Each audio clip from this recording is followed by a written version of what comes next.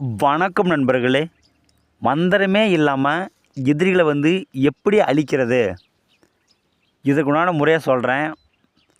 ஆனால் இந்த முறையை ஒருவருக்கு நீங்கள் பயன்படுத்திட்டீங்க அப்படின்னா அவங்க மிகவும் பாதிக்கப்பட்டுருவாங்க. யாரும் தவறான நோக்கத்துக்கு பயன்படுத்தாதீங்க. இது எப்படி செய்கிறது அப்படின்னா, சுத்தமான கருப்பு கலர் உள்ள பூனையோட மலம், நாய் மலம், பன்னி மலம், கழுத மலம்,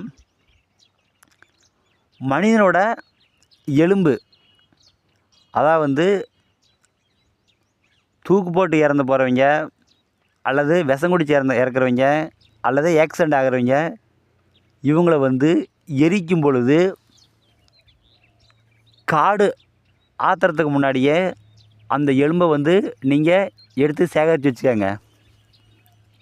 பிறகு கொத்தான் கொடி, ஆடு தின்னா பாலை, காஞ்சோரி வேறு, இது அனைத்தும் எடுத்து நீங்கள் சேகரித்து வச்சுக்கோங்க. பிறகு ஒரு சட்டியில் போட்டு நல்லா கருக்குங்க. கருக்கி அந்த கருக்களை எடுத்து கல்வெத்துலிட்டு நல்லா அரைக்கணும். அரைக்கும் பொழுது கழுத நெய் விட்டு நல்லா அரைக்கணும்.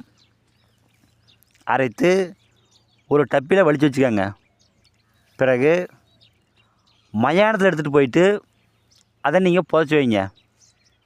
3 நாள் புதைச்சி வைக்கணும்.